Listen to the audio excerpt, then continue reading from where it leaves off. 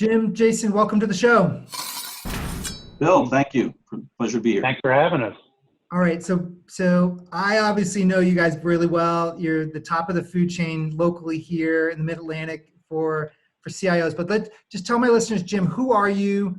Tell me the company you work for, and then we do the same with Jason. We'll get started there. All right, my name's Jim DePietro. I'm Chief Information Officer for Bowman Consulting Group. We have about 40 offices across the country, about 800 people strong. Fantastic.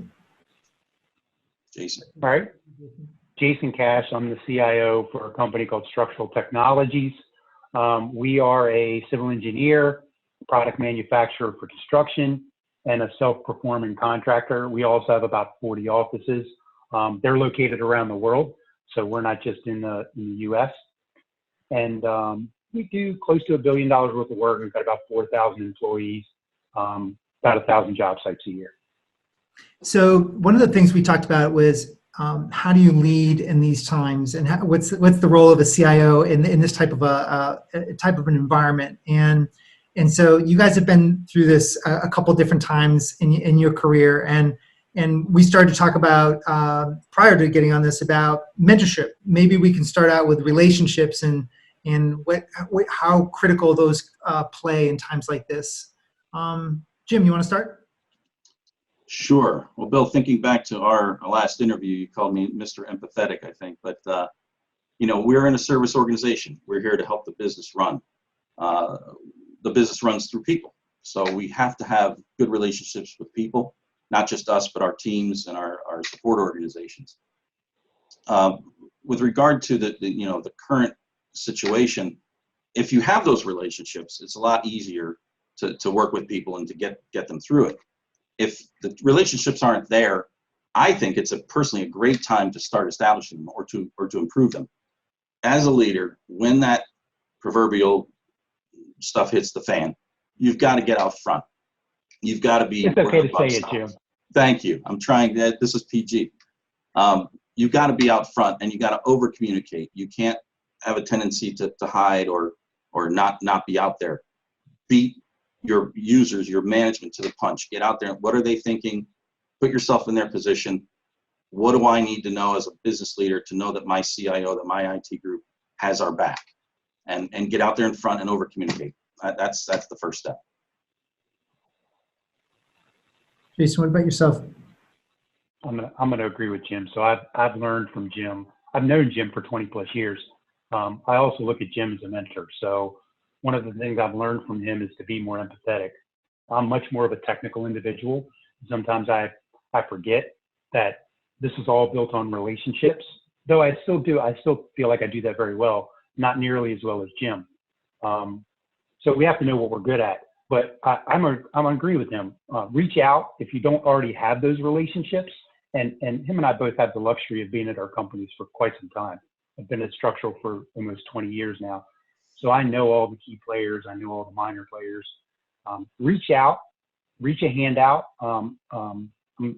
Just a quick example, when this all happened, our marketing team realized that they couldn't get out and do all of their seminars, that they're packed right now. And we're going out to schools, we're recruiting. And they came and said, well, we're going to convert all of this to webinars, and we're going to have 200 people on the call, 4 of them a day. How are we going to handle that? And they turned to me. And so they gave me the call. I picked up the phone. I said, hey, I'm pretty sure that our UCAS system can handle it. What's plan B? So what if plan A doesn't work? What's plan B? And then if plan B doesn't work, what's plan C? So let's make sure that we have all of those things in play. And I'll tell you what, I'm going to sit on all those calls on the first 2 days. So I'll dial in. I'll be not just technical support, but let me understand what it is that you do. What kind of information are you handing out? And so then after the call, we can talk about, from a strategy perspective, as long as the technology worked the way that it should, from a strategy perspective, what can we do differently? How can we help? And that's something I picked up and I learned from you, Jason, is don't be afraid to get your hands dirty. You, more than anyone, you get in the weeds and you really know what's going on in your organization. And as a CIO, you need to do that. Even those areas that you're not as comfortable with, You got to get in. Now, you don't need to know as much as the technical experts. That's why you hire them. But you need to know how to deal with that technology, how to make those decisions. Where's the net, right? What's the plan B, plan C? Just like you mentioned, that's what you're being paid for. You've got to stay on that. You got to be involved in that. You can't leave that up to somebody else. Yeah, both of you. That's what strikes me, Jim. Knowing you, and I remember prior to your company you are now, you would travel to all 40 offices, and I always thought you were pretty technical. But you would sit there and like literally with each user and say, "What are you seeing?"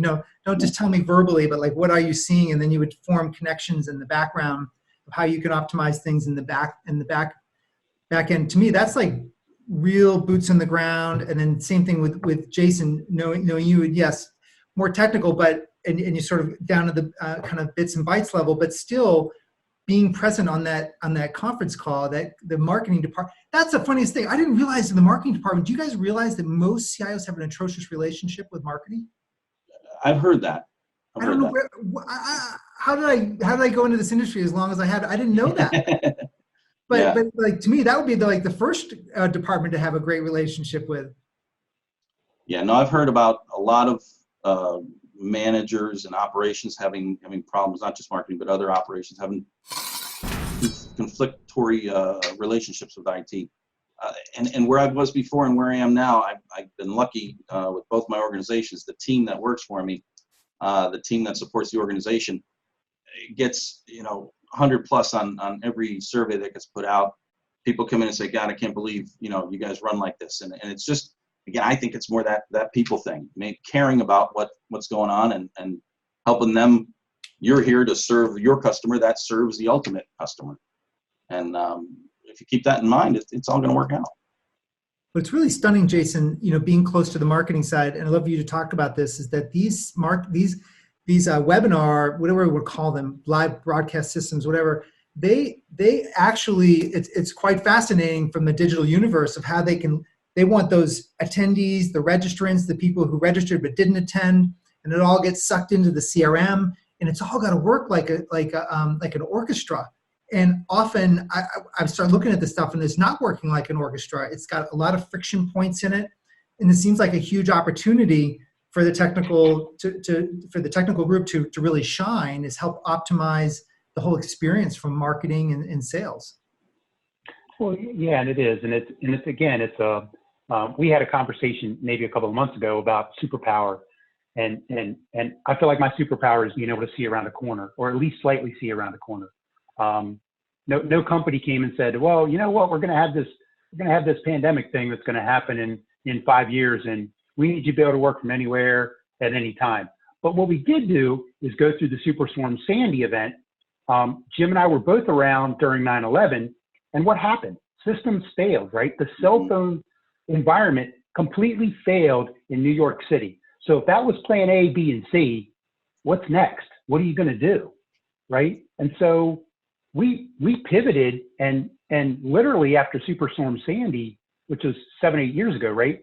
We started to go to SaaS-based everything, including our communications platform. So we were really early adopters on unified communications for a lot of reasons.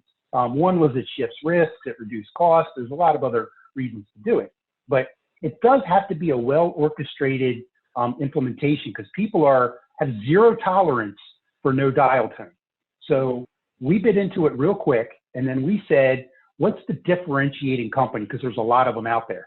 And we said, where can we get a single interface so people can go from a text message all the way through to a 100-person video conference, document share, and never leave the platform? So how do you do that? And then how do you get metrics around all that to see if it's effective? So for us, the platform we're on allows us to do that. Now, our platform is powered by Zoom for the audio conferencing and video conferencing. It's not Zoom. It's powered by Zoom. So their application lives in another systems environment. It's Ring Central. So we said, well, plan A is that. And then how do we allow 200 people to get access to that simultaneously? What's plan B? Well, the second best solution, in my opinion, is Zoom. That's why we bought Ring Central, so we could get this platform. So plan B is Zoom. What happens when Zoom fails? Well, now we got to go to cell phones. So how do we do that? So that's plan A, B, and C. And we implemented that strategy years and years ago, not with the anticipation of something like this happening, but for the anticipation of anytime, anywhere, any device computing. It just happened to be that we were, I don't want to say fortunate, because this is a terrible situation we're in, but no company's going to let you just hit that red button and say, okay, send everyone home. Let's see if it worked. Right, and that, your point, you just said it. The strategy doesn't necessarily change. The technology used to implement the strategy changes, but a lot of times the strategy you come up with 6, 7, 8 years ago on totally different hardware, totally different platform, strategy still holds. It's just implementing that new technologies to satisfy that need. Yeah, it's what's the strategy, and it's going to change, and it's going to change in a year from now. Same thing. We had great conversations about SD-WAN, Bill, 10 years ago.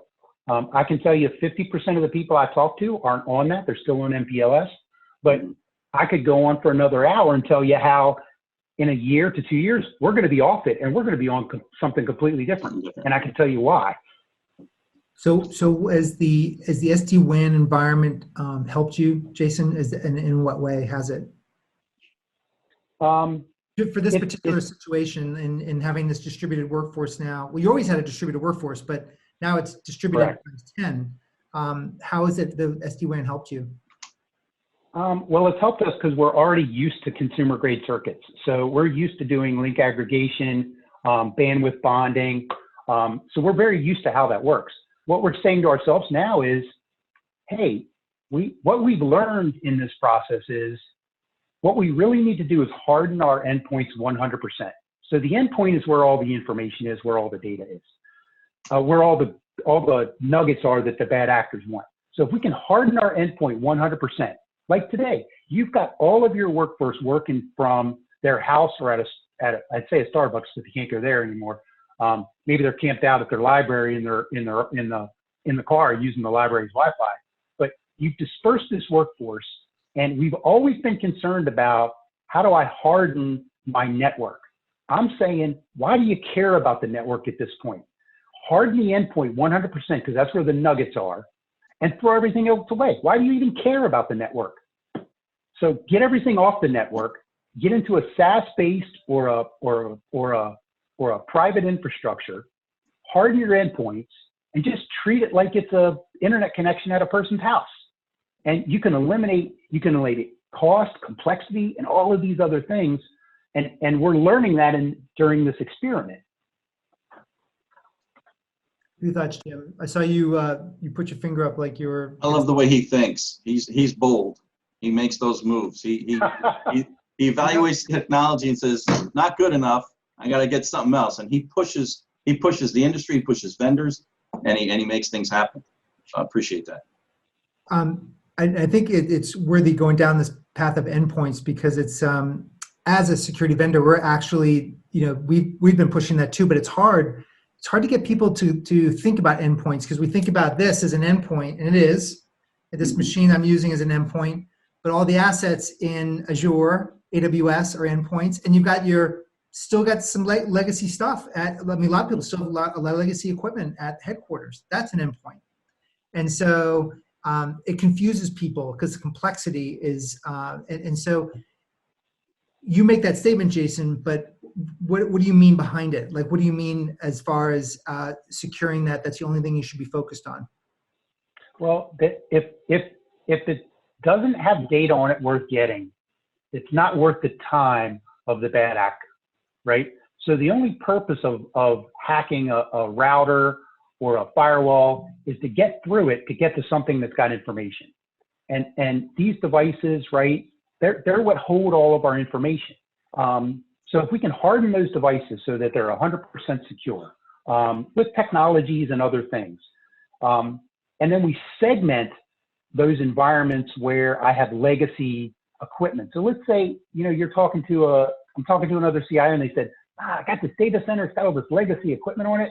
I can't just put it in the SaaS environment. I'd challenge them. Well, you could still do something, whether that something is moving it to Azure, moving it to AWS, harden that infrastructure, get it off your environment, or segment your local environment so that these assets can't talk to those assets. Yeah. And so you've isolated each one of them. and then treat them as their own little pockets. And then who cares about the network? Just treat it like it's someone's house. All I need is 100% inbound and outbound, and I don't worry about anything else. What do you think, Jim? It's interesting, but he always throws these things out, and then I have to go back and think through them, and then come back and challenge him again. That's how we do the lunches over a few months. And now, what did you say here? What did we really talk about here? And then I'll find something. Wait a minute, that's not right. I go, no, you just do this. Jesus. So, but one of the interesting things is you build up the ability to think this way. I think by having some credibility within the organization that you've built over time, and I think boldness. I mean, I've talked about this a bit. I just had a guy on my show who was he's a fear researcher, and he had researched the 36. Where's my book on that? Oh, it's right here. Fear. It's a Wall Street Journal bestseller. I've known this guy for 25 years, and he interviewed the top 36 neuroscientists to really break down fear, because they were like trying to figure out, because clearly, and all this was done over 6 years, so it was well in advance of the plague we're in right now. And it was like, okay, how does our brain work in a frightened mode, in a defense mode, and then how does it work in an offense mode? And the business builds up this like fright response, but it's very difficult to be strategic in the midst of fright, because our brain goes amygdala, and it goes short-term thinking, it goes tactics, and it doesn't go strategy and open up, because it's a vulnerable position to think strategy. So, and again, I'm layering in neuroscience into our conversation, but go ahead. I've just seen what you were saying. I just saw it with this situation. Our managers, and I'm as you said, I'm on our operations committee, our senior managers. When this happened, the first thing was, Jim, what are we doing? Can we do this? Real detail. And they don't want to know all the details. They just want to know that we have the plan and that things are working. They don't want to know the details, but they get very focused. And then once you find out that, hey, it's working, it's not too bad, okay, now I can relax, now I'm going back to strategy. That's exactly what's happened here, right? And again, we were in a position where I think it's partly luck. We bought Zoom a year and a half ago. We did certain things, could have gone the other way, but our transition to work from home was pretty painless. And I'm still waiting for a shoe to drop. Hopefully it won't drop, but it worked out very well. But I lost my train of thought. Shit. Edit that out.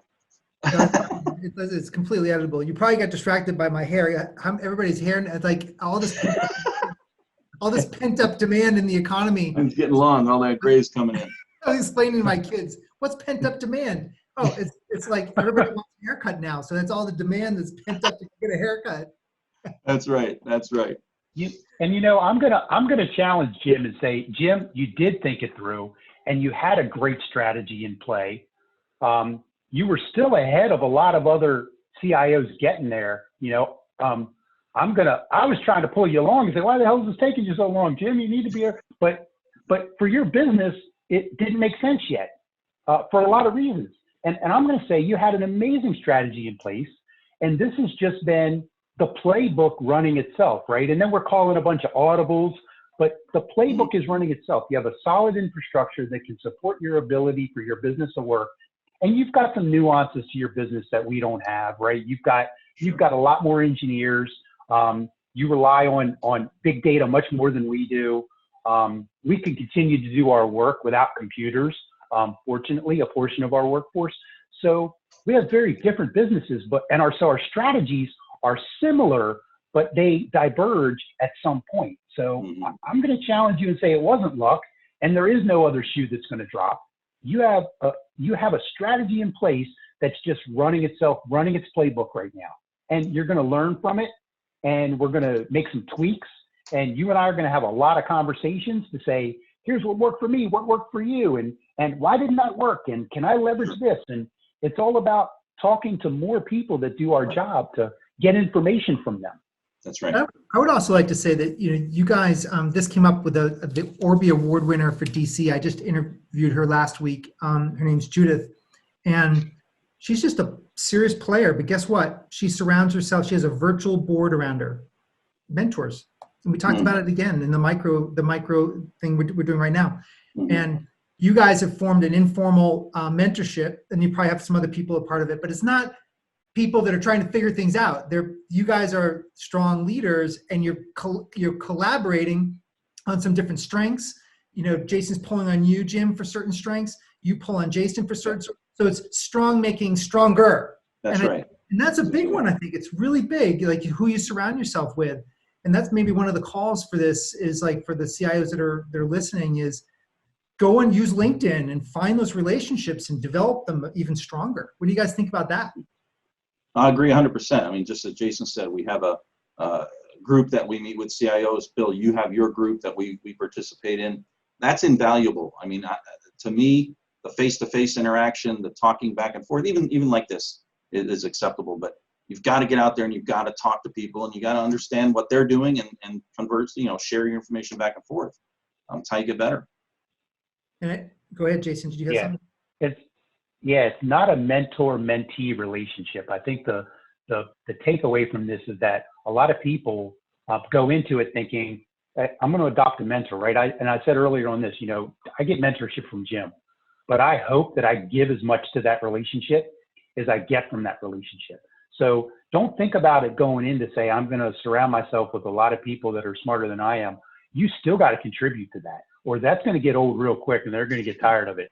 So you got to have a symbiotic relationship where you're giving as much as you're getting. That's right. I use him up as often as I can.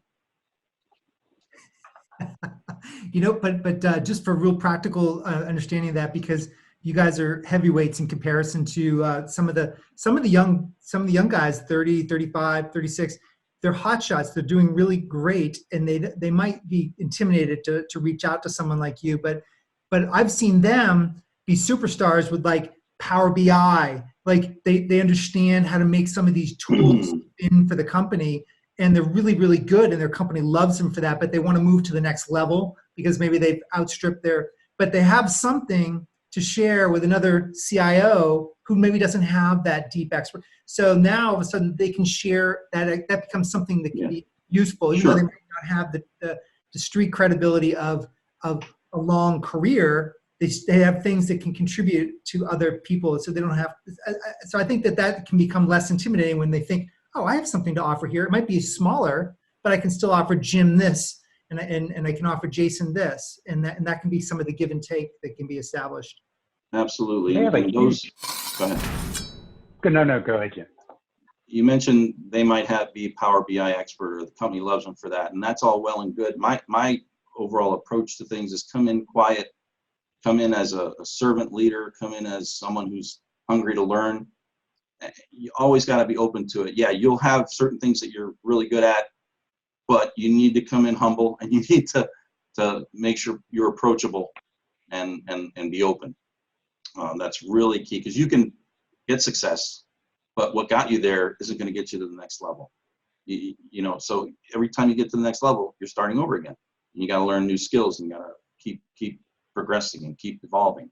So you really got to come in, humble and open and willing to not only learn but share. Yeah, and Jim's a pillow approach, and I'm in a hammer approach. So I think what works so great is we're very diametrically opposed from that perspective. I'm more of an in-your-face kind of individual than Jim. Jim's much better at couching conversation. But I'm going to say that those young individuals, they have a lot to offer, right? They have agility of thinking that is something that we lose as we get older. Our brain just can't work as agile as it used to anymore. But we have a bunch of scars on our backs. I've seen a lot of things fail, a lot. I've seen a lot of things be successful. I think one thing you would learn if you hung around me is I hardly ever say no. There's not an obstacle that can't be figured out, absolutely at all. But I don't have all of the tools available to me, all the faculties at the same time, at the same speed as I used to have when I was 20, 25, 30, 35. But I got a heck of a lot more experience on knowing what's the right pattern or what's the right path. So when you can combine that experience with an agile mind that's just not afraid to share what their ideas are, marry that with someone that says, there's a way to solve every problem. All we got to do is either have time, money, or resources, but damn it, we can figure this thing out. it's not going to beat me. And you pair those two people together, you can come out of it with a really good experience for both people. Good point. You know that I just had a guy on the show named Chip, and he wrote a book, and he has founded the first wisdom school. And there's a lot of research now that they found that high performance teams, if you throw one old person into that team with experience and age, and he went to Airbnb. He built up one of the largest boutique hotel companies in the world, and sold about 10 years ago, and then went to work.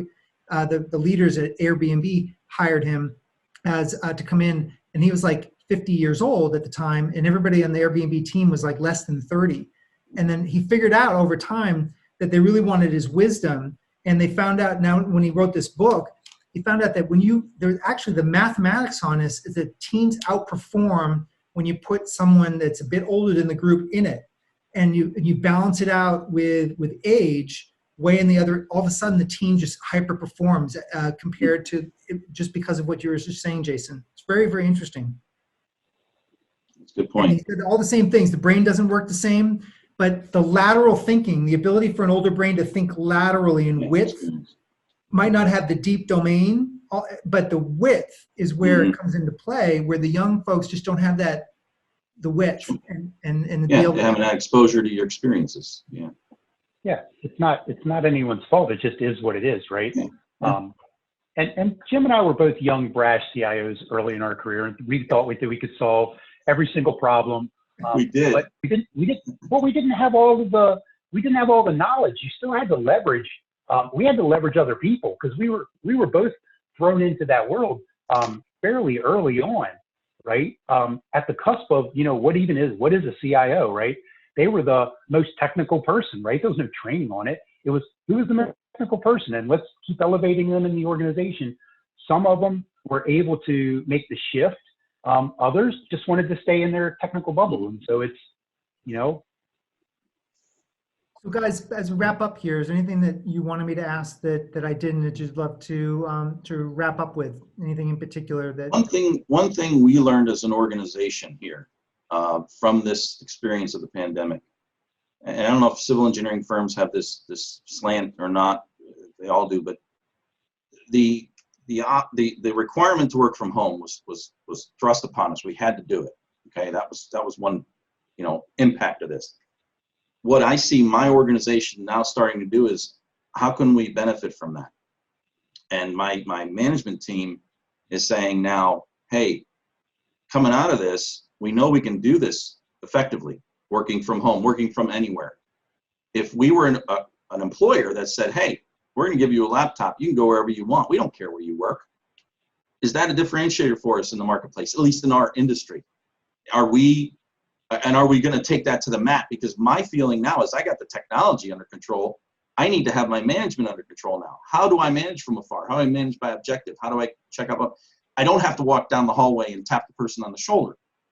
I have the technology to do what I need to do, but can my managers do that? Do they know how? I think it's training and mentoring and coaching type thing. But that's, I think, the opportunity we're gonna embark upon here is say, we're going to differentiate ourselves from our competitors with the candidates in the marketplace to say, hey, we're the most flexible work environment in the world, and you come to work with us, we're it's going to be a great experience.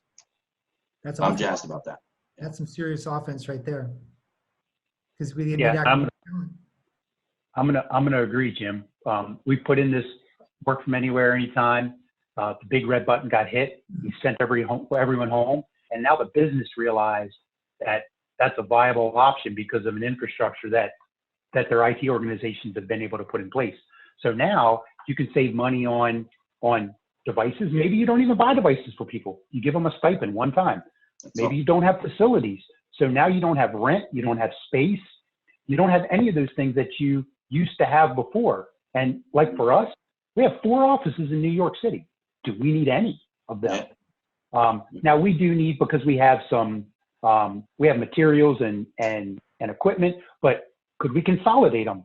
What's the thinking there, right? Do we even need people to congregate in an area? And then we need to teach them how to manage that way without being able to walk down the hall and tap someone on the shoulder.